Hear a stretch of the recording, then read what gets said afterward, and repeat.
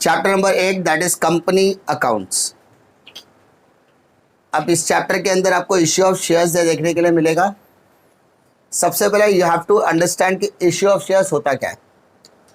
जब किसी भी तरीके की जॉइंट स्टॉक कंपनी अपने शेयर्स मार्केट में ट्रेडिशनल तरीके से इशू करती थी, ट्रेडिशनल में इसलिए वर्ड इस्तेमाल कर रहा हूँ क्योंकि पहले जो तरीका हम लोग इस्तेमाल कर रहे हैं उसी के अभी तो कैसा वन शॉट पेमेंट होता है।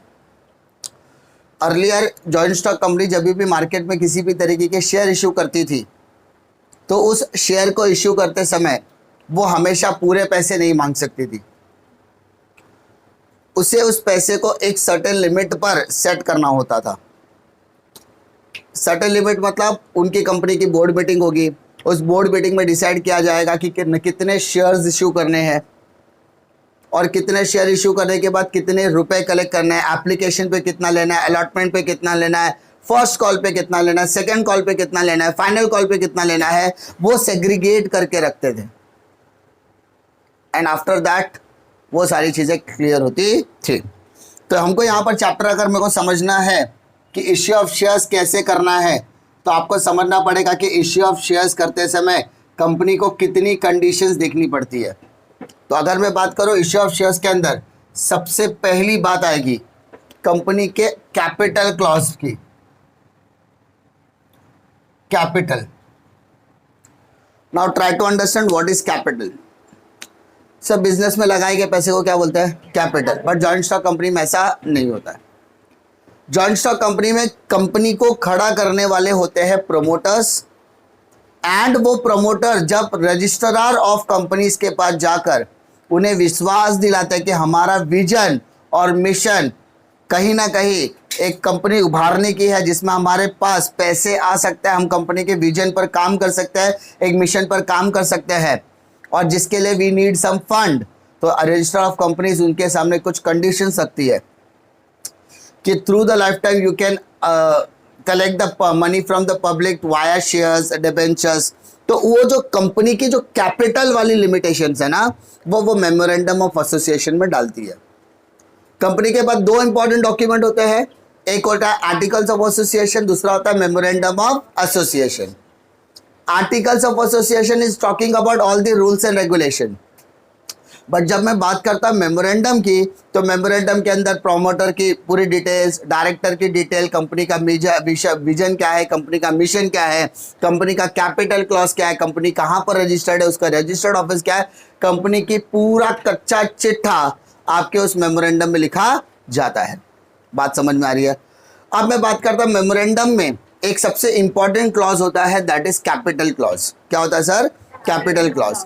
इस कैपिटल क्लॉज के अंदर क्या किया जाता है? कंपनी एक ऑथोराइज्ड कैपिटल वो करती है। क्या करती है sir? Authorised capital. Authorised capital. इस ऑथोराइज्ड कैपिटल को हम रजिस्टर्ड कैपिटल भी कहते हैं। क्या कहते हैं सर? रजिस्टर्ड कैपिटल भी कहते हैं। इस रजिस्टर्ड कैपिटल को हम नॉमिनल कैपिटल भी कहते हैं। क्या कहते हैं सर? नॉमिनल कैपिटल भी कहते हैं। बात समझ में आ रही है? हाँ है ना? समझो जरा, क्वेश्चन समझोगे तब समझ में आएगा कि तीन अलग अलग तरीके के क्वेश्चंस थ्योरी के लिए भी इंपॉर्टेंट है, जो भी मैं एक्सप्लेन कर रहा हूँ वो सब ऑब्जेक्टिव्स के ओरिएंटेशन के लिए भी इंपॉर्टेंट है। तो authorise capital, registered capital, nominal capital. मान लो कंपनी को एक परमिशन मिली है कि आप पूरे लाइफ टाइम में 10 लाख रुपए कलेक्ट कर सकते हो। कितने? 10 लाख रुपए। तो कंपनी सीधा 10 लाख रुपए किसी इंसान से नहीं कलेक्ट कर सकती, उसे क्या करना पड़ेगा? स्मॉल डेनोमिनेशन में कन्वर्ट करना पड़ेगा।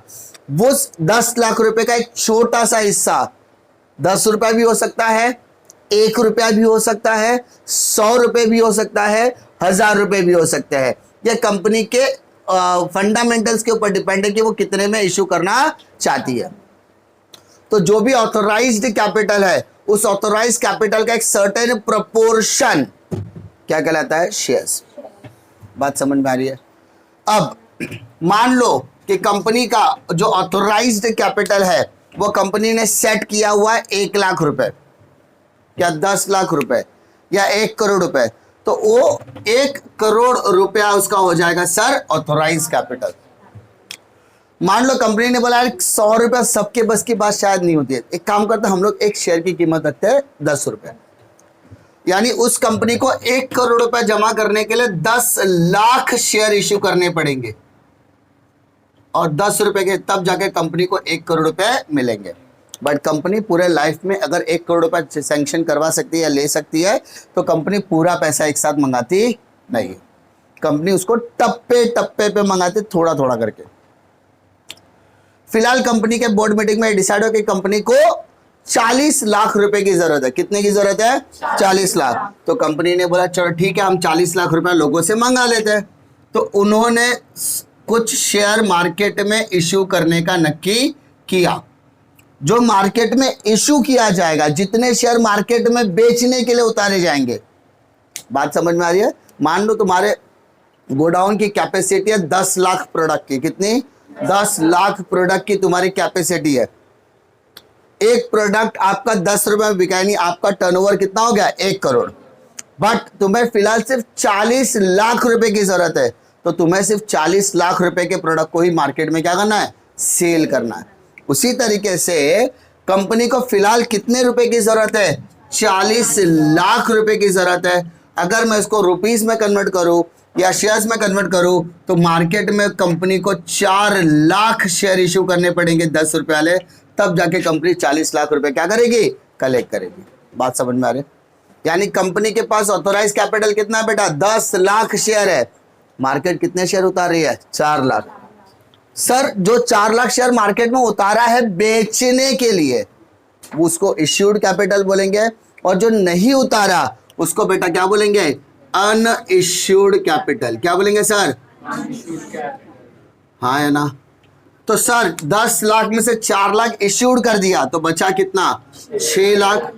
ये 6 लाख आज भी कंपनी के समझ लो लॉकर में पड़े हैं शेयर इश्यू करने के लिए, कंपनी के पास पड़े। अब मार्केट ने एक ठेला, जैसे हम लोग मार्केट में प्रोडक्ट बेचने के लिए ठेला सजाते हैं, वैसे कंपनी ने मार्केट में अनाउंसमेंट कर दिया कि we are going to issue 4 lakh shares of 10 rupees each. आइए और हमारे कंपनी के क्या खरीदिए? शेयर्स। तुम लोगों ने देखा, तुमको अच्छा लगा तो तुम खरीदोगे कि नहीं खरीदोगे? कुछ खरीदेंगे, कुछ नहीं खरीदेंगे।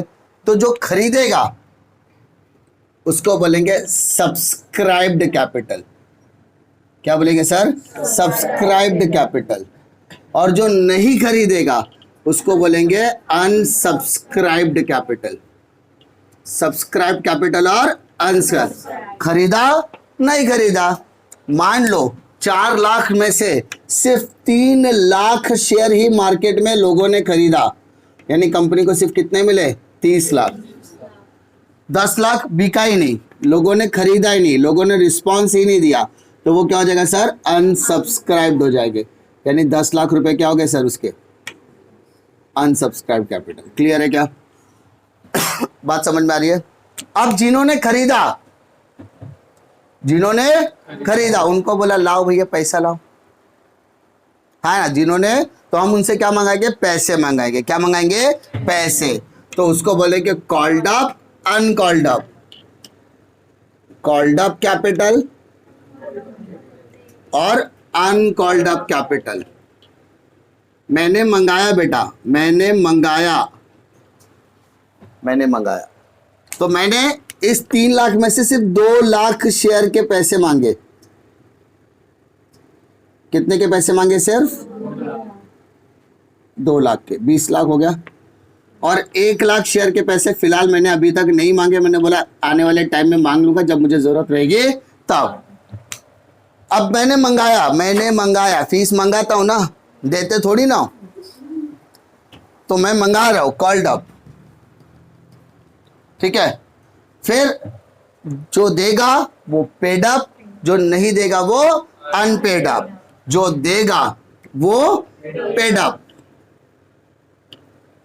और जो नहीं देगा उसको बोलेंगे अनपेड अप। यस और नो? तो मानो इसमें से 10 रुपया मैंने मंगाया, तो उसमें से 2 लाख लोगों ने मुझे क्या किया मालूम है? सिर्फ 8 रुपए दिया, और बाकी के जो 2 रुपए बचे थे ना, वो नहीं दिया, तो 4 लाख क्या हो गया, अनपेड अप हो गया। पेड अप और अनपेड अप, तो इस तरीके से क्या होता है, सेग्रीगेशन होता है कैपिटल का हमारे कंपनी के पास पैसे आने तक। बात समझ में आ रही है? तो ये जो स्ट्रक्चर है वो कौन सा स्ट्रक्चर है सर, कैपिटल का। कौन सा है, कैपिटल का। तो पहले तो कंपनी इस हिसाब से सोचती है, हाँ है ना, कि कितनी लिमिटेशन है कितना नहीं। उसके बाद कंपनी जाती है सब्सक्रिप्शन स्टेटस पर। किसके पहले पार्ट में कोई दिक्कत है क्या? पक्का, श्योर, कॉन्फिडेंस, लॉक किया जाए। फर्स्ट पार्ट में आपको कोई दिक्कत नहीं होगी। Now come to second part, subscription status check करती है कंपनी। क्या चेक करती है? Subscription status. Sir subscription status मतलब क्या होता है? मानो आपके कॉलेज में 12th स्टैंडर्ड की सीट है 120, तो वो कितने लोगों को एडमिशन देंगे? सिंपल। मानो उस कॉलेज में 120 सीट है लोग से, लेकिन 100 लोगों ने ही खाली एडमिशन लिया, तो क्या कॉलेज बंद कर देंगे? चालू रहेगा। 120 एडमिशन लेना है और 120 एप्लीकेशन ही है, सबको एडमिशन मिलेगा।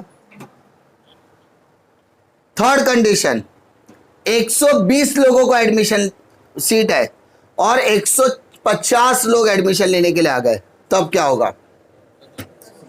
तब क्या होगा? वो 150 लोगों का एप्लीकेशन लिया जाएगा, 150 का एप्लीकेशन लिया जाएगा, सॉर्टिंग होगी, लिस्ट बनेगा, और जो 120 के टॉप लोग रहेंगे उनको एडमिशन दिया जाएगा, और बाकी के 30 लोगों को क्या बोला जाएगा? जयराम जी की, है ना। अरे जबरदस्ती बैठा सकते हैं क्या? क्योंकि परमिशन ही कितने की है, तो इसका मतलब अगर ज्यादा हो गए तो मंगाना पड़ेगा, ठीक है। ऐसा नहीं बोल सकते एडजस्ट, समझा क्या? तो यहां पे सब्सक्रिप्शन स्टेटस चेक किया जाएगा। पहला सब्सक्रिप्शन स्टेटस होता है बेटा फुल सब्सक्रिप्शन। क्या बोला बेटा? Full subscription. फुल सब्सक्रिप्शन कौन सा कंडीशन होता है? जहां पे आपके इश्यूड और अप्लाइड दोनों सेम हो। आपने 1 लाख शेयर इशू किया, लोगों ने 1 लाख शेयर के लिए अप्लाई किया, कोई दिक्कत है क्या? ये कंफर्म आएगा एग्जाम में। अभी जैसे जैसे सम करोगे ना, ये सब में इस्तेमाल होना शुरू हो जाएगा। तो मैं सम कौन से हिसाब से करूंगा? इश्यूड के हिसाब से कि अप्लाई के हिसाब से? सर कुछ भी करो, दोनों तो बराबर ही है ना। कुछ भी करो, दोनों तो बराबर ही है। अब सेकंड बेटा कंडीशन आता है अंडर सब्सक्रिप्शन। सेकंड कंडीशन क्या था sir? Under subscription. Under subscription में सर क्या होता है? इश्यू मैंने 1 लाख शेयर किया, लेकिन लोगों ने कम खरीदा। लोगों ने क्या किया? कम खरीदा। समझने की कोशिश करो। मैंने 1 लाख शेयर मार्केट में इश्यू किए, बट लोगों ने सिर्फ 80,000 शेयर के लिए रिस्पांस दिया, यानी मेरा इश्यूड क्या है? बड़ा है। अरे यस और नो? तो मैं सम कौन से हिसाब से करूंगा? इश्यूड के हिसाब से करूंगा कि सब्सक्राइब? तब मैं सब्सक्राइब के हिसाब से सम करूंगा। 120 लोगों का एडमिशन लेना था, 100 लोग ही एडमिशन लेने आए, तो मेरा कॉलेज 120 के भरोसे चलेगा कि 100 के भरोसे? वही तो मैं समझा रहा हूं। समझ में आ रहा है? आगे third condition, over subscription. Third condition क्या बोला मैंने? Over subscription. ओवर सब्सक्रिप्शन का मतलब क्या? ओवर सब्सक्रिप्शन का मतलब क्या? इश्यूड और सब्सक्राइब्ड।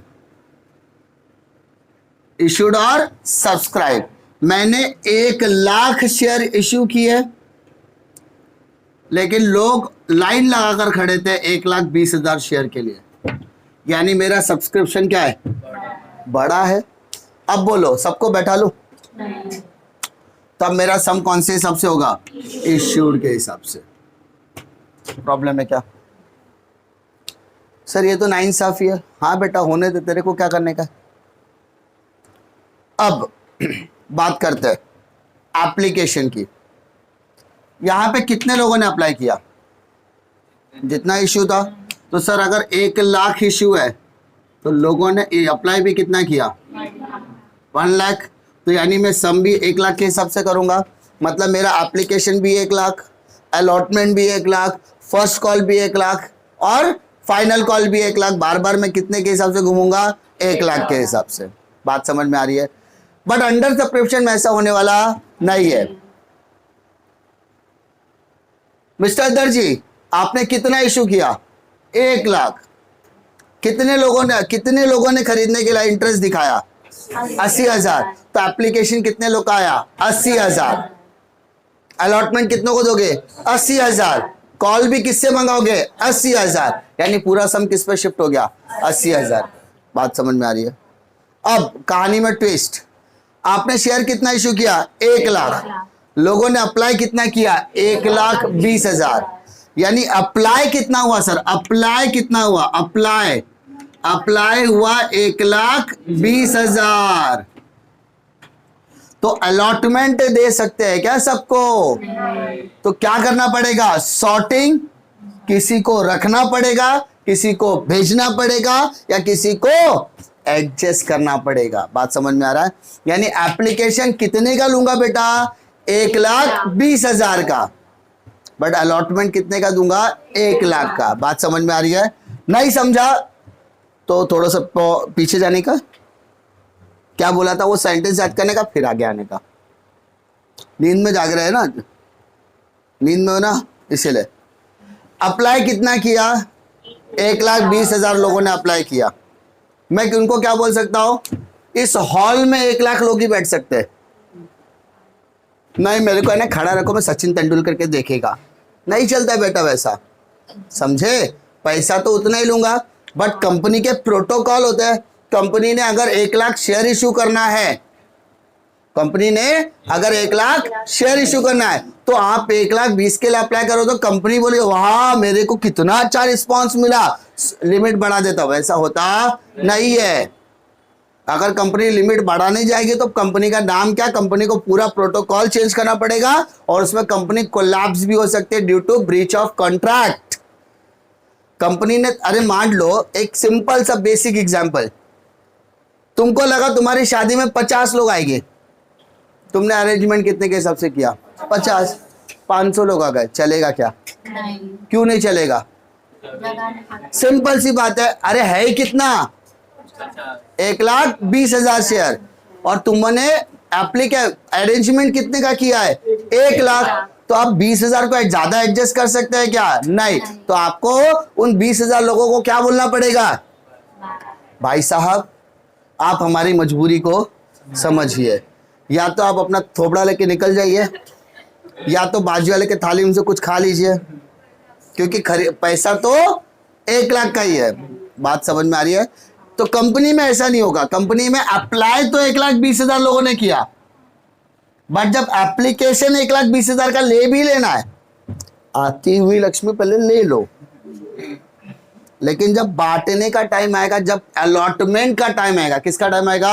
अलॉटमेंट का, तब at the time of allotment हमारी दिक्कतें शुरू हो सकती है। अब अलॉटमेंट में क्या होगा सर? कुछ 1 लाख लोगों को, यानी 1 लाख शेयर को मैं अलॉटमेंट दूंगा, है ना, और बाकी के जो 20,000 शेयर के लोग हैं उनको मैं बोलूंगा या तो आप एडजस्ट कर लो या तो आप रिफंड ले लो। क्या ले लो? एडजस्ट मतलब क्या? पैसा मैंने ज्यादा भरा ना पैसा, तो मेरे पैसे अगले वाले स्टेप में एडजस्ट कर लो।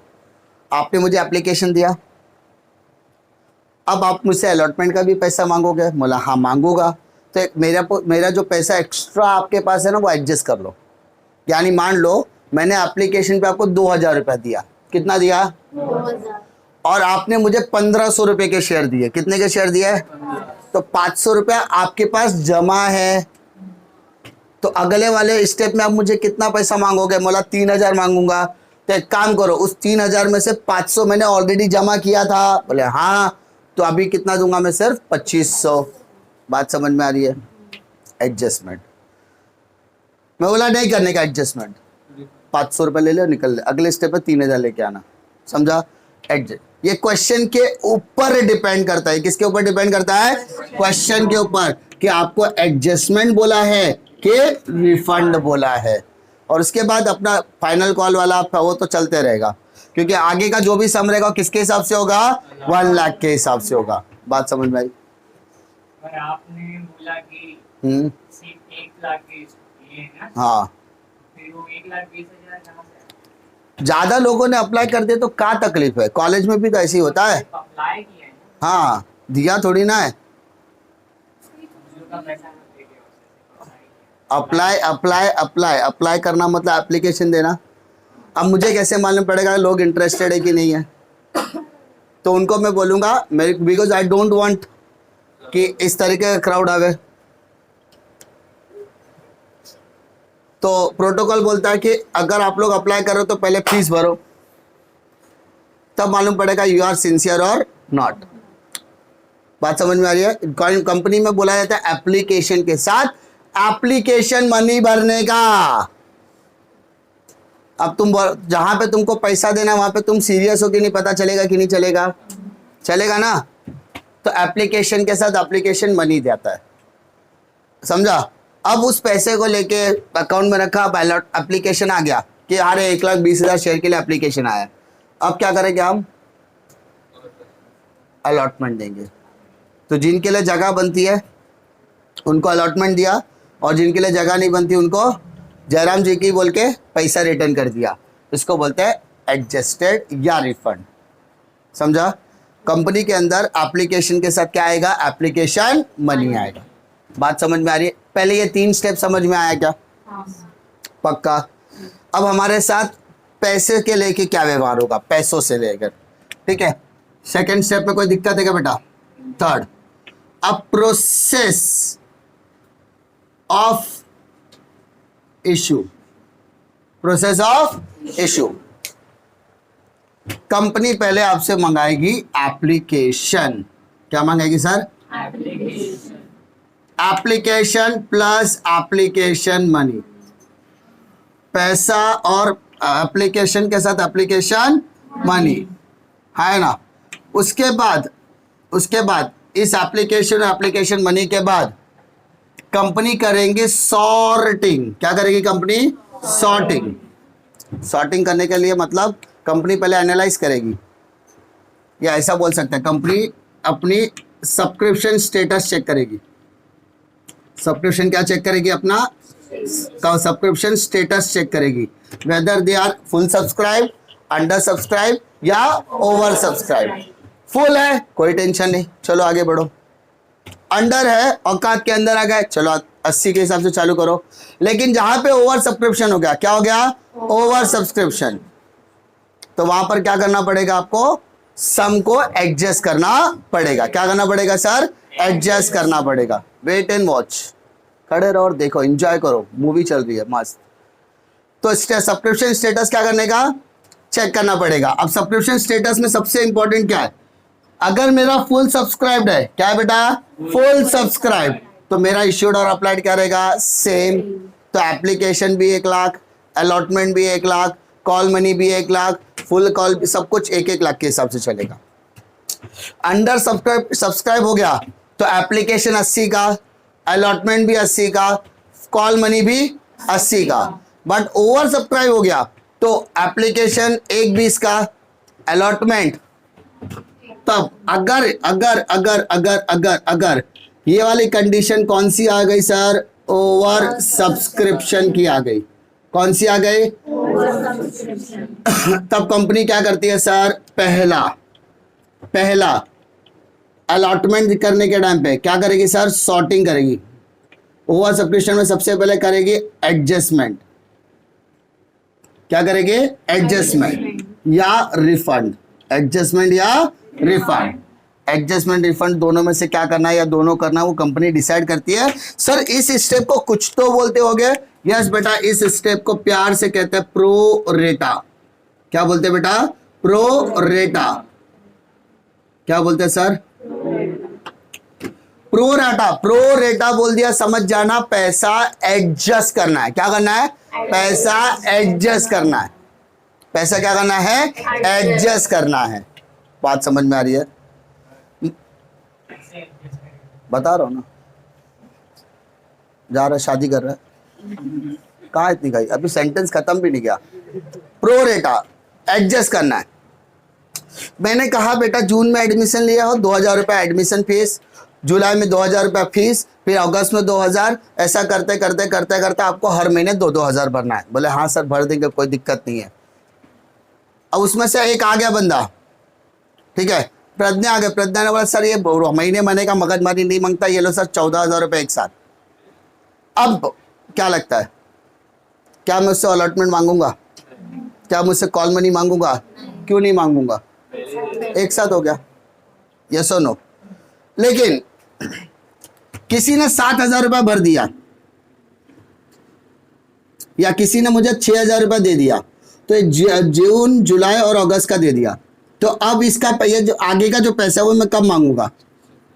सितंबर में, फिर अक्टूबर में, यानी मैं इन महीनों में मांग सकता हूँ क्या बेटा? नहीं। क्यों? क्योंकि हमने ऑलरेडी क्या किया है? एडजस्ट किया है। अगर अगर अगर मैंने 1,000 शेयर के लिए अप्लाई किया और मैंने एप्लीकेशन पे 3 रुपया भर दिया, कितना भर दिया? तो मैंने कंपनी को कितना दिया है? 3,000। मैंने अप्लाई कितना किया बेटा? 1,000 शेयर के लिए।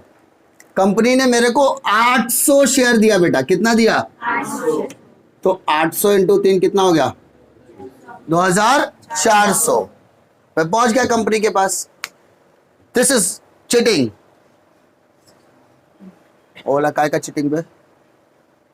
मतलब I have applied for 1,000 shares and already paid 3 rupees on each share, so I already paid 3,000 rupees in your account. बोला हाँ okay then, but you already allotted 800 shares only. बोला तो 800 शेयर पे 3 रुपया यानी 2,400 रुपया हो गया एडजस्ट। तो आपका हमारे कंपनी में कितना पैसा एक्स्ट्रा है? 600 रुपया एक्स्ट्रा है। बोला हाँ। नाउ अब आप हमारे से कितना मांग रहे हो? 800 शेयर दे दिया। अब आप हमको बोलते हैं अलॉटमेंट, जिन लोगों को अलॉटमेंट चाहिए, जिन लोगों का एडमिशन कंफर्म कर रहा है, ऐसा समझो, वो 4 रुपये ला कर दो, यानी 3,200। बोला हाँ। तो आप हमको 3,200 मत दो, आप हमको क्या दो मालूम है? 600 रुपये कम दो। बोला ऐसा क्यों? क्योंकि ये 600 रुपये ऑलरेडी आपका हमारे पास जमा है। इसको बोलते हैं प्रो रेटा। क्या बोलते हैं? प्रो रेटा। While paying the amount on application, your money already adjusted in share capital application account. यानी शेयर कैपिटल एप्लीकेशन में ऑलरेडी आपका पैसा एडजस्ट किया हुआ है। समझ में आ रही बात? हाँ ना? नहीं समझ में आ रहा है बात? अरे मान लो किसी ने मुझे 14,000 करना था या 2,000 रुपया करना था, तुमने गूगल पे गलती से 20,000 कर दिया। What happened? 2,000 करना था, 20,000 कर दिया, तो 18,000 मेरे पास क्या है? जमा है। हाँ है ना? अब तुम पापा को आके बोलेगे पापा सर को 2 करने का था, मैंने 20,000 रुपया कर दिया, क्या करूं? पापा बोले एक काम कर, सर के पास जमा रहने दे। समझो, जमा है तो क्या बार बार मैं पैसा मांगूंगा? एडजस्ट करना है ना, हर स्टेप में मुझे क्या करना पड़ेगा? उसे एडजस्ट। तो मेरे पास अगला स्टेप कौन सा है पहले ये तो समझ। एप्लीकेशन के बाद मेरा अगला स्टेप क्या आता है सर? अगला स्टेप आता है अलॉटमेंट। यानी तेरा जो पैसा मेरे पास ऑलरेडी जमा है, उस पैसे को मैं कहां एडजस्ट करूंगा? अलॉटमेंट में। समझा? And after allotment call money started, first call, second call and all. ये प्रोसेस मेरा जाने वाला है। ये मेरा क्या है? प्रोसेस। समझा? हाँ है ना? आपको 3 चीजें समझना जरूरी है। कितनी चीजें? 3 चीजें। पहला, किसी भी क्वेश्चन के अंदर सबसे पहले दिया रहेगा कितने शेयर इशू किए गए और कितने लोगों ने अप्लाई किया है।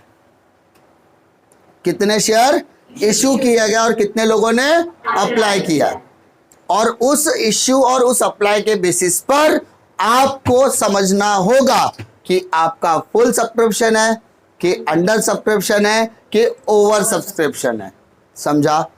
अगर फुल है नो प्रॉब्लम, अंडर है नो प्रॉब्लम, ओवर है देयर इज अ प्रॉब्लम, जहां पर आपको एडजस्ट या रिफंड दोनों में से कोई एक करना पड़ेगा, जिसके बारे में आपके क्वेश्चन में लिखा होगा रिफंड है कि एडजस्टेड है, रिफंड है कि एडजस्टेड है। बात समझ में आ रही है? हाँ है ना? श्योर? ये प्रोसेस समझ में आया? अब इसके बाद आता है जर्नल एंट्री वाला पार्ट। किसका पार्ट आता है? Journal entry. समझा? जर्नल एंट्री कितनी होगी मैं आपको क्लियरली बताता हूं। सम कहां से शुरू हो रहा है? एप्लीकेशन दो entry, allotment 2 entry, call money 2 entry. मतलब application, allotment, first call, final call, 4 step दिया है तो 4 2 8 एंट्रीज।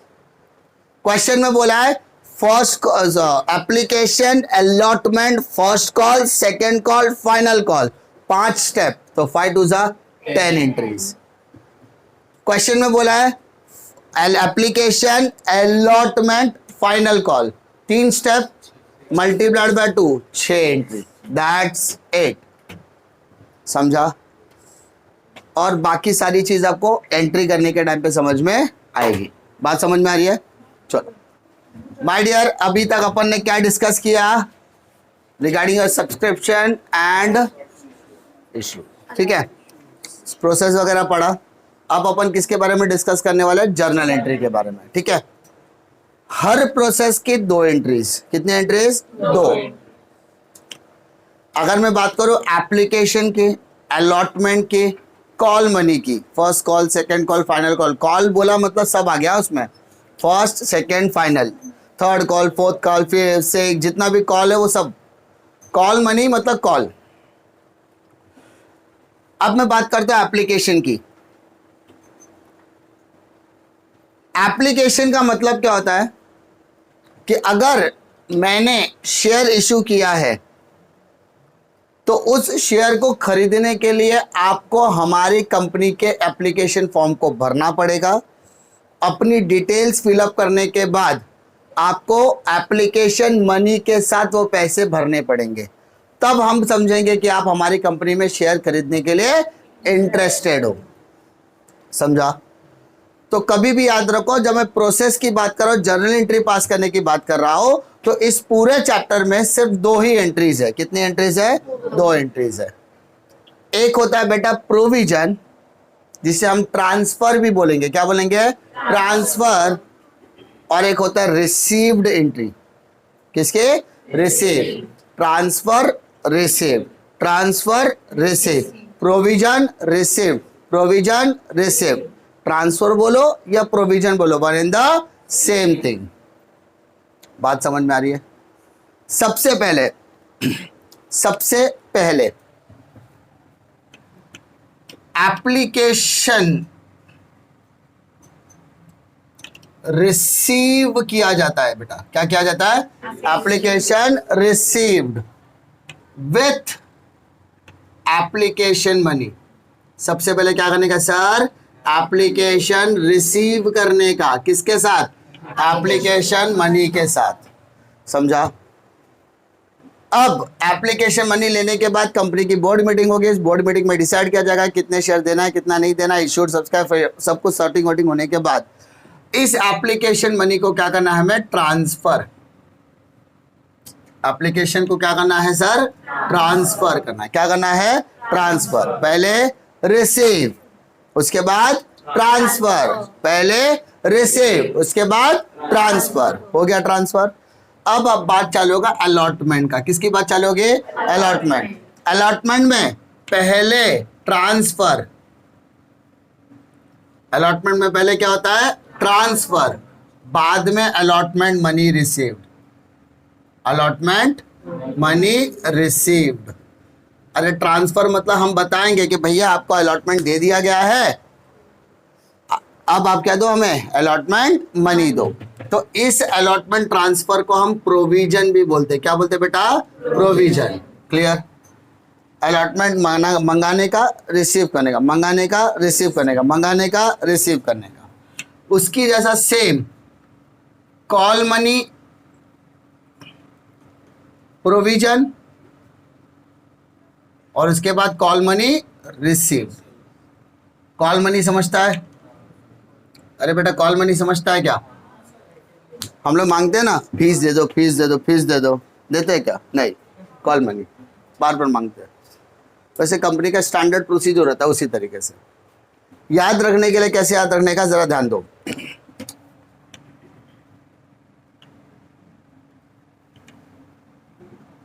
अब कॉल मनी में ऐसा बार बार बोलो, कॉल मनी मतलब first call, second call, final call, third, सब आ गया उसमें। अब याद रखने के टाइम पे received transfer, transfer receive, transfer receive, समझा? पहले क्या होगा? रिसीव्ड, उसके बाद ट्रांसफर, नेक्स्ट स्टेप से ट्रांसफर रिसीव, ट्रांसफर रिसीव, समझा? पहले क्या? रिसीव। एप्लीकेशन पहले क्या होता है? रिसीव, उसके बाद ट्रांसफर। बट अलॉटमेंट से वक्त बदल गया, जज्बात बदल गया, हालात बदल गए, बाद में क्या होगा? ट्रांसफर। बात समझ में आ रही है? अब बात करते हैं सबसे पहले एप्लीकेशन मनी रिसीव। बेटा मेरे को बता, हम पैसा ले रहे कि दे रहे हैं? एप्लीकेशन मनी ले रहे कि दे रहे? ले रहे। तो पैसा आएगा कि जाएगा? आएगा। तो bank account debit to share application account. कौन सा एप्लीकेशन? Share application.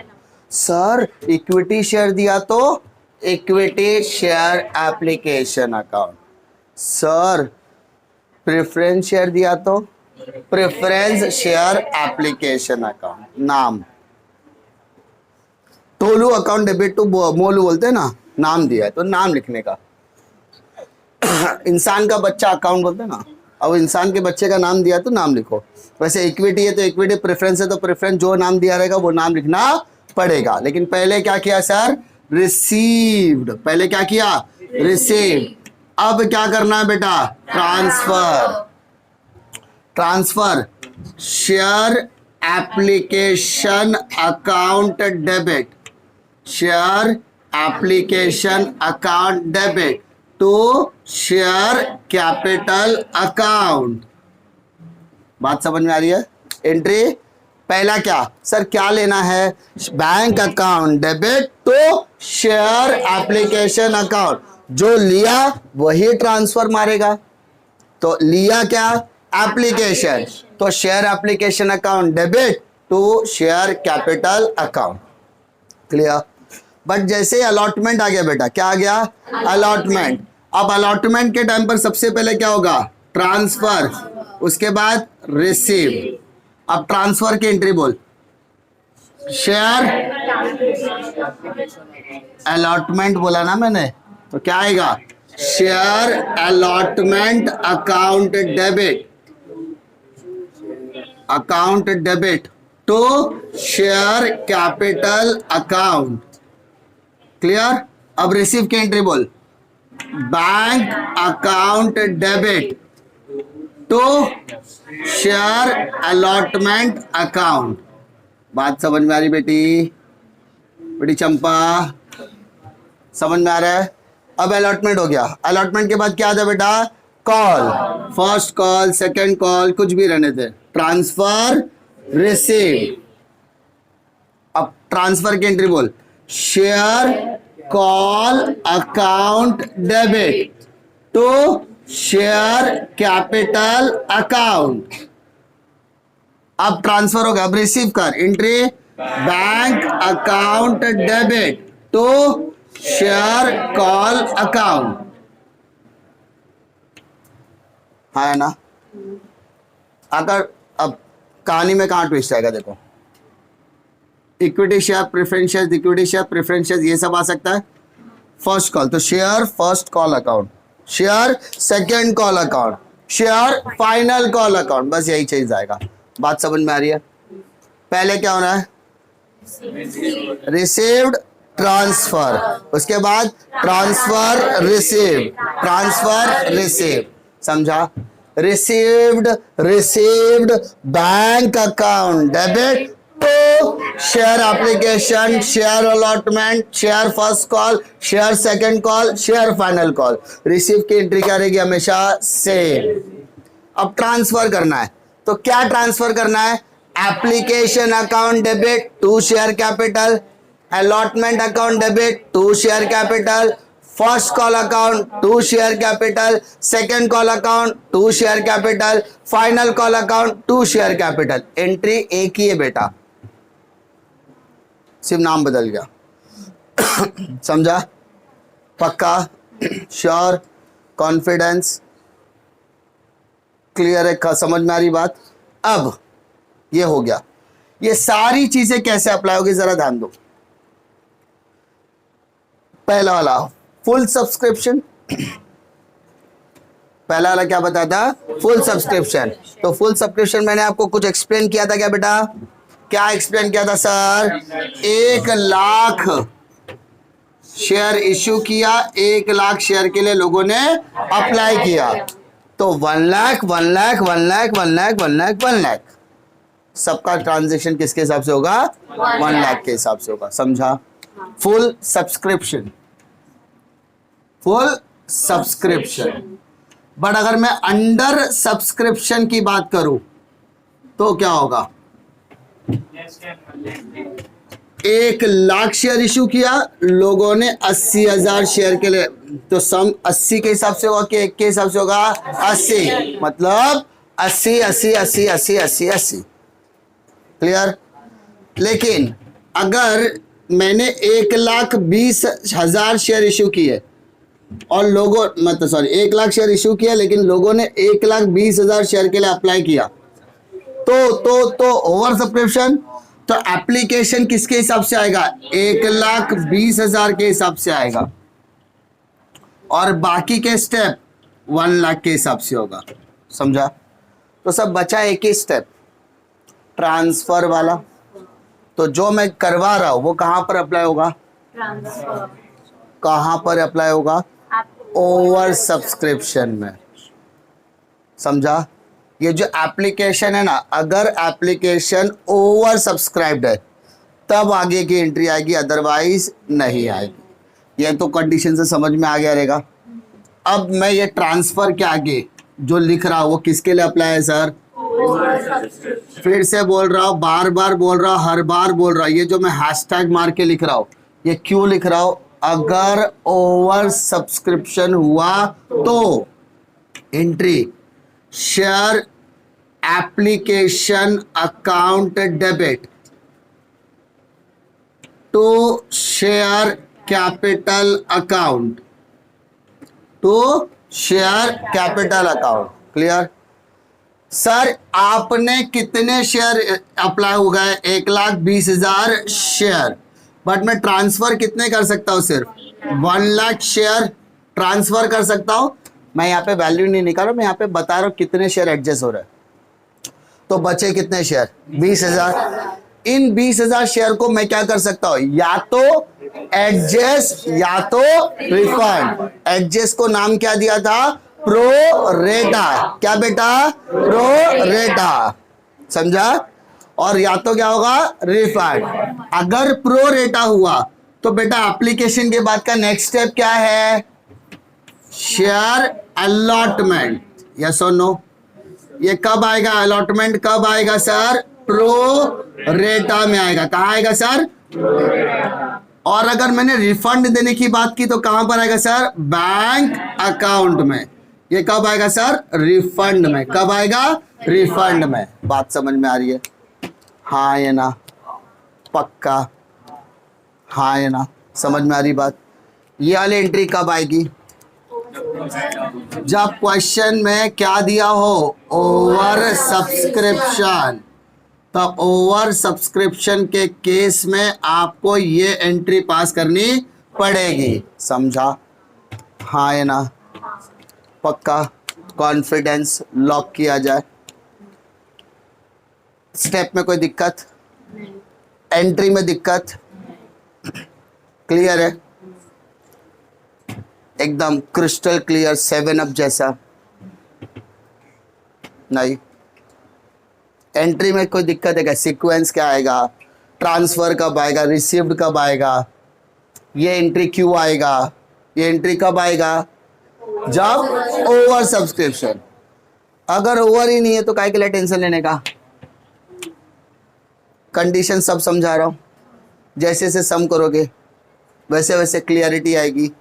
बट ये रहेगा हाँ सर ने डिस्कस तो किया था। ठीक है? अब आता है कहानी में ट्विस्ट वाली।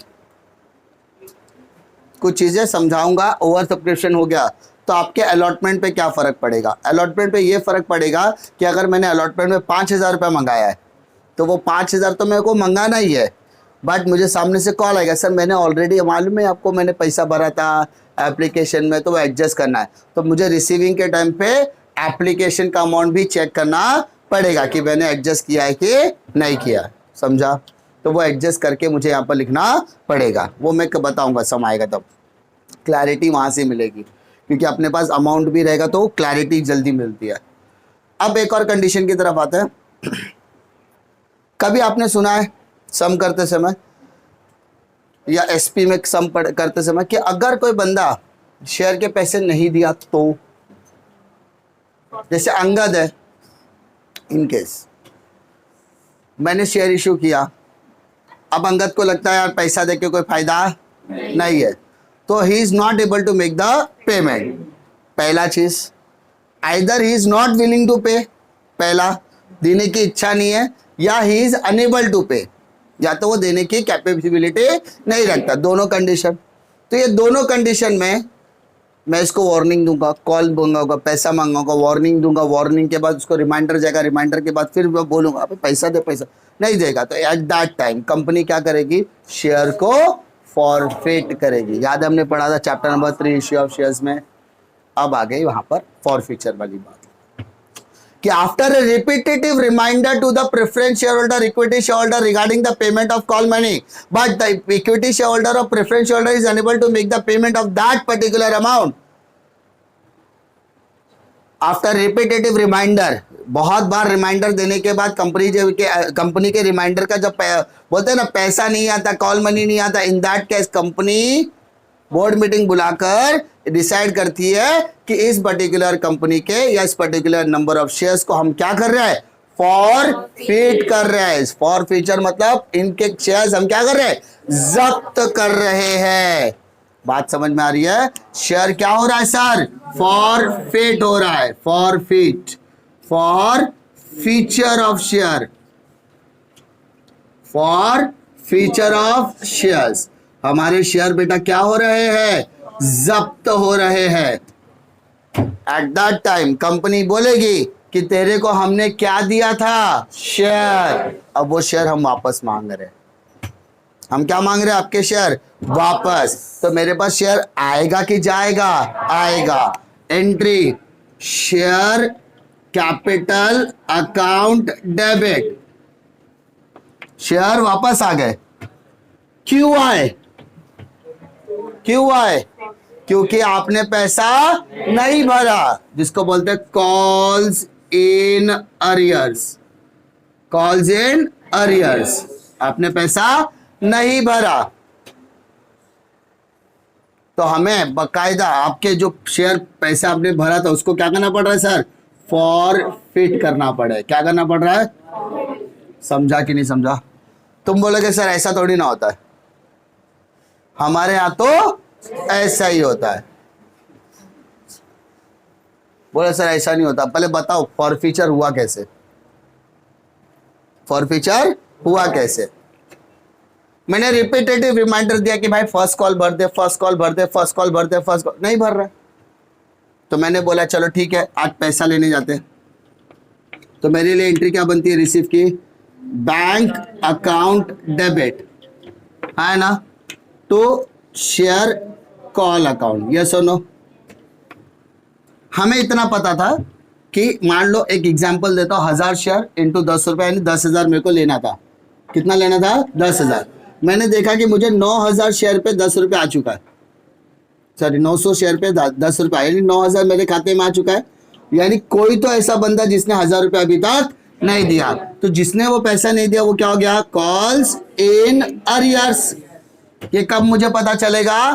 कब मुझे पता चलेगा? कब मुझे पता चलेगा? जब मैं पैसा रिसीव करूंगा। तो ये जो फॉरफीचर हो कब होगा? पैसा वैसा खत्म होने के बाद, कॉल मनी वगैरह होने के बाद। क्वेश्चन में क्लियरली बोलेगा कब फॉरफिट हो रहा है। After repeated reminder he is not able to make the payment, so हमने उसके शेयर क्या कर दिया है? जब्त। मैंने बोला भाई तेरे पास कितने शेयर? तो बोला 100 शेयर 10 रुपए वाले। तो बोला आज के बाद वो 100 शेयर हमारे हुए, 1000 हो गया? बोला हाँ। बोला भाई हसन मेरे जो शेयर थे 100 शेयर वो तेरे पास आ गए, क्यों? Because you are not able to make the payment, है ना? तूने वो पैसे भरे क्या बेटा? वापस बोल रहा हूं, कॉल मनी मान लो 10 रुपए के, 10,000 के शेयर है, तूने वो 1000 रुपए नहीं भरा, जिस वजह से जो तूने 9,000 भरे वो भी क्या हो गए? जब्त हो गए। हम तुझसे कितना मांग रहे थे? 1000 रुपया मांग रहे थे। हम तुझसे क्या मांग रहे थे? 1000 रुपया। तूने 1000 रुपया नहीं दिया तो कॉल इन एरियर में कितना आएगा? 1000 आएगा। तो तेरे 1000 रुपये न देने से तूने जो 9,000 भरे थे ना वो क्या हो गए? जब्त हो गए। शेयर फॉरफिटेड, समझा? जब्त कर लिया, हाँ है ना? फॉरफीचर मतलब समझा? आपके शेयर क्या किया हमने? जब्त। याद, एंट्री याद रखने की जरूरत नहीं बेटा, कॉमन सेंस। फॉरफीचर, पैसा नहीं भरा कोई दिक्कत नहीं, हम तेरे घर आएंगे, तेरे शेयर उठा के लेके जाएंगे। तो शेयर आएगा कि जाएगा? आएगा। Share capital account debit. Clear? क्यों क्यों क्यों क्यों क्यों? Because to call in arrears, नहीं भरा, टू कॉल इन एरियर्स, तो जो भरा वो क्या हो गया? Share forfeiture. समझा? हाँ है ना? अब कंपनी वो शेयर लेकर आ गई। अब कंपनी बोली यार ये शेयर रख के करूंगा क्या, मेरे पास तो जगह ही नहीं है। एक एग्जांपल दे दो, समझो कि प्रथम के घर पे गया, प्रथम फीस ने प्रथम का टीवी उठा लाया, होता है ना? वैसे शेयर उठा लाए, अब वो टीवी रखूंगा कहाँ? तो मैं बोलूँगा एक काम कर, तो उसको बेच देते। उसी तरह से कंपनी सोचती है शेयर बेच देते। अब मुझे पता था कितने का? 10 रुपए का, 100 रुपए का शेयर है, तो क्या मुझे कोई भी 100 रुपए देगा? प्रथम मैं 50,000 का टीवी लाया था, अरे मुझे कोई 50 नहीं देने वाला है, क्योंकि वो सेकेंड हैंड है। तो सेकेंड हैंड की वैल्यू पूरी मिलेगी क्या? नहीं, कमी मिलेगी। मतलब जो मिलता है सब अच्छा है। तो मैंने एक बायर को पकड़ा जो ये शेयर खरीदने के लिए तैयार हो गया, तो मैं क्या दूंगा उसको? शेयर दूंगा, पैसा। अरे हो सकता है वो सब शेयर खरीद ले, ऐसा हो सकता है वो कुछ हिस्सा खरीदे, पॉसिबल है। सब खरीद लिया तो अच्छी बात है, मेरा टेंशन दूर। कुछ कुछ थोड़ा थोड़ा खरीदा तो एडजस्ट करना पड़ेगा, ठीक है? मान लो मैंने बेचा, पहले क्या किया? मैंने बेचा, तो पैसा बेचा तो पैसा आएगा कि जाएगा? पैसा तो आएगा। यानी मैं क्या कर रहा हूं सर? मैं फॉरफीचर सेल कर रहा हूं, मतलब फॉरफीचर फॉरफिटेड शेयर सेल कर रहा हूं। मैं क्या कर रहा हूं सर? फॉरफिटेड शेयर सेल कर रहा हूं। इसको सेल नहीं बोलेंगे, रीसेल बोलेंगे एक्चुअली। क्या कर रहा हूं? सेल, सेल बेच रहा हूं। तो पैसा आएगा कि जाएगा? आएगा। तो bank account debit to share capital account, है ना? समझो उस 10 रुपए के शेयर है तो मुझे 9 रुपए ही देगा, तो 1 रुपया कम मिलेगा मुझे। क्यों कम मिलेगा? बिकॉज वो शेयर सेकेंड हैंड है, तो यानी उस पर मेरे को नुकसान झेलना पड़ेगा। क्या झेलना पड़ेगा? उस नुकसान को बोलेंगे शेयर फॉरफीचर अकाउंट। क्या बोलेंगे? Share forfeiture account. वाह बेटा वाह, काय का नुकसान? पहले 9,000 रुपया डकार मारा तू और बोलता मैं 1,000 का नुकसान झेला। नहीं बेटा, 9,000 का पहले क्या उठाया? फायदा। रीसेल पे 1,000 रुपया लॉस, तो एक्चुअल तेरे को प्रॉफिट कितना है? 8,000 रुपया। वो 8,000 रुपया प्रॉफिट क्या करना है? कैपिटल रिजर्व में ट्रांसफर करने का। क्या करने का उसको? कैपिटल रिजर्व में ट्रांसफर करने का। मैं आपको अश्योरिटी देता हूं, कि जब जैसे से ये चैप्टर खत्म होगा ना, ये आखिरी कॉन्सेप्ट आने तक ये चैप्टर आपका क्लियर हो जाएगा, क्योंकि किसी भी तरह के कॉन्सेप्ट को समझने के लिए नंबर्स और सम होना बहुत ज्यादा जरूरी है। लेकिन ये चाहे चीजें कानों में पड़ेगी ना, तो कानों में मेरी आवाज गूंजेगी एक टाइम पे, हाँ सर ने रीसेल बोला था, फॉरफिटेड बोला था, ऐसा। तो मेरे फिर रात को भी सो गए तो मम्मी बोलेगी शेयर फॉरफिचर, हाँ। पापा बोलेगे आज मैंने ना किस्त नहीं भरा, तो तुम्हारे अंदर से आवाज आएगी मम्मी पापा ने किस्त नहीं भरा, अभी फॉरफिटेड हो जाएंगे इनके। ऐसे कॉन्सेप्ट है, ऐसा अंदर से कॉन्सेप्ट निकलेगा। हमेशा हमेशा मैं मानता हूं जिस बंदे का अकाउंट्स का थियोरी परफेक्ट, उसका अकाउंट्स परफेक्ट। हमको तुम महाराष्ट्र बोर्ड बोलो, केरल बोर्ड बोलो, ICSE CBSE कुछ भी बोलो, सब उठा के पढ़ा लेंगे। क्यों? बिकॉज हमारा बेसिक थियोरी क्लियर है कि हमको पढ़ाना क्या है। वैसे तुमको पढ़ना क्या, वो थियोरी आपकी क्लियर होनी चाहिए।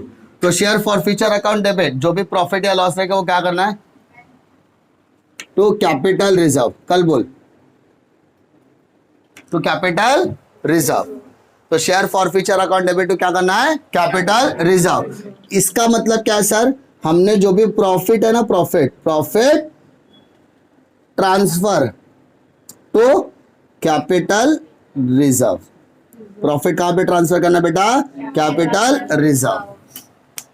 समझा? ये हम लोग 8 मार्क के कायदे से बाहर जा रहे हैं। 8 मार्क के कायदे से मतलब ये चैप्टर जो है वो 8 मार्क की जॉइंट एंट्री पूछता है। 8 मार्क के लिए नॉर्मली क्या क्वेश्चन पूछता है, जहां पर मैंने आपको ये डिस्कस किया है उतना ही 8 मार्क के लिए। बट कभी कभार कॉल इन एरियर आ गया तो टेंशन लेने का जरूरत नहीं है। मैं आपको इतनी अश्योरिटी देता हूं, मैं आपको 12th स्टैंडर्ड की टेक्स्ट बुक से बाहर निकल के पढ़ाऊंगा ये चैप्टर। रीजन, 12th स्टैंडर्ड की text book is insufficient to cover this topic. तुम्हारे क्वेश्चन में कॉल्स इन एरियर शायद ही किसी सब में दिखेगा। मैं तुमको कॉल्स इन एरियर लेकर सिखाऊंगा। क्यों? क्योंकि ये टॉपिक बहुत वास्ट है, and to make it simple, इसको लेंदी ना करके इसको सिंपल जॉइंट्री अमाउंट वगैरह सब प्रॉपर आने के लिए हम लोग कॉल्स इन एरियर शब्द का भी इस्तेमाल करेंगे। वरना अगर आप 12th स्टैंडर्ड की स्टिक टेक्स्ट बुक की बात करोगे तो कैसे करेगा बताए, share capital account debit to first call account to second call, जितना भी कॉल इन एरियर रहेगा सबको कवर करेगा। Don't create problem for you. हम लोग एकदम स्मूथली मस्का है, क्योंकि चैप्टर बहुत आसान है। ठीक है, तो चैप्टर में सिर्फ इतनी चीजें याद रखो, जैसे जैसे सम आगे बढ़ेगा वैसे वैसे सम में क्या आएगा, मॉडिफिकेशन होगा। सम में मॉडिफिकेशन, गाड़ी किसको चलाने आती है, जिसको पहले पता तो हो क्या है गाड़ी, तो यू नो कि हाउ टू स्टार्ट द सम। बाद में कट वट मारना सीख लेंगे, पहले बेसिक तो मालूम है। तवा तो रहना चाहिए ऑमलेट बनाने के लिए, तो तवा इज दिस। ऑमलेट बनाने नहीं आता, सुना ही नहीं अंडा होता क्या है। अरे बाद में ऑमलेट, एक बेसिक सा ऑमलेट बनाने के लिए आपको मालूम होना चाहिए क्या लगता है। बाद में तुम उसके अंदर जापानीज ऑमलेट बनाओ, चाइनीज ऑमलेट बनाओ, केरला ऑमलेट डालो, गरम मसाला डालो, ठंडा मसाला डालो, ठीक है, जो डालना, मैगी मसाला जो डालना डालो, पहले बेसिक से तो बनाने आना चाहिए। तो ये तुम्हारा बेसिक है। जैसे जैसे सम आगे बढ़ेगा वैसे वैसे वैरायटी आएगी, और जैसे वैसे जैसे जैसे सम की वैरायटी आएगी वैसे वैसे इस थ्योरी की क्लैरिटी आएगी। समझा?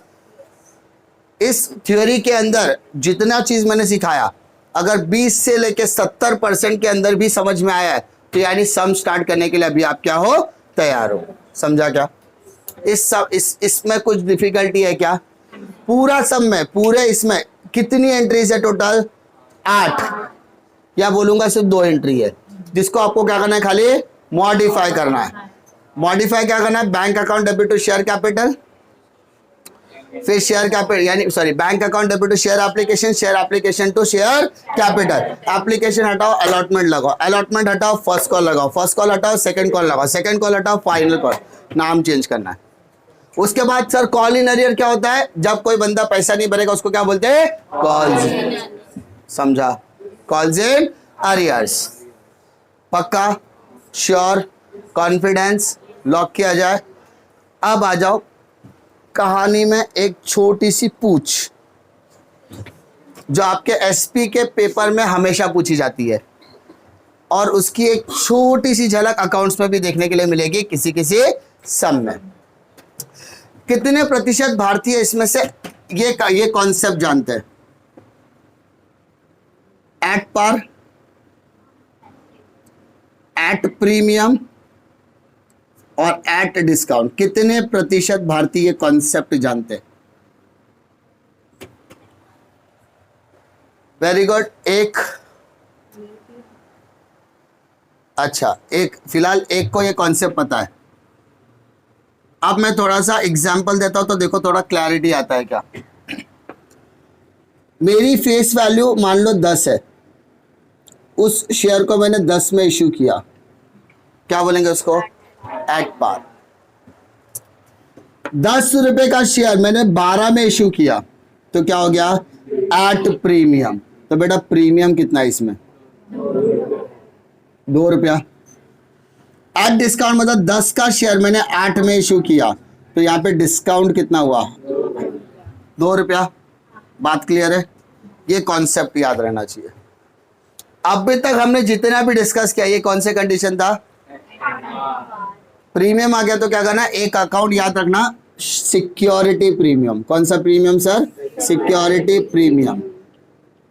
वर्ड याद रखना, बाकी तो मैं कराऊंगा ही, क्योंकि पता है कैसा होता है, ये चैप्टर को बहुत ड्रास्टिकली अलग तरीके से पढ़ाया जाता है। मैं तुमको सिर्फ एक ही चीज बोलता हूं, वर्ड्स याद रखो, बाकी काम मेरे पे छोड़ दो। समझा? जहां जहां पे प्रीमियम आया समझ जाना वहां पे क्या आएगा? सिक्योरिटी प्रीमियम आएगा। जहां जहां पे डिस्काउंट आएगा समझ जाना वहां पर डिस्काउंट ऑन शेयर आएगा। क्या आएगा? डिस्काउंट ऑन शेयर आएगा। जहां जहां पर कॉल्स इन अरियर्स आएगा, जहां जहां पर unable to make the payment आएगा, वहां वहां पर कॉल्स इन अरियर्स आएगा। जहां जहां पर शेयर फॉरफिटेड आएगा वहां पर शेयर फॉरफीचर अकाउंट आएगा। समझा? वर्ड्स याद रखो, बाकी तो एक गेम है। समझा? डिफिकल्टी है क्या सब में? इंट्रोडक्शन वाला पार्ट क्लियर है क्या? समझ में आ रही बात? चलिए